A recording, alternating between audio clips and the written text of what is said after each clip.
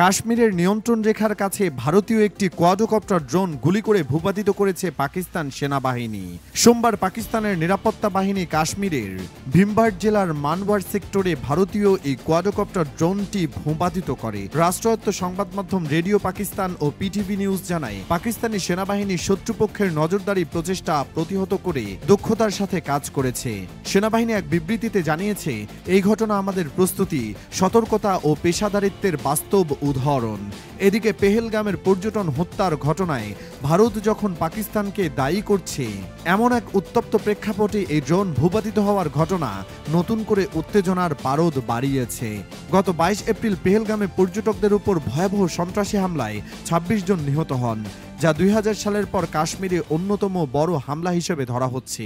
ভারত এই হামলার জন্য সরাসরি পাকিস্তানকে দায়ী করলেও ইসলামাবাদ এই অভিযোগ জোরালোভাবে প্রত্যাখ্যান করে নিরপেক্ষ তদন্তের দাবি জানিয়েছে।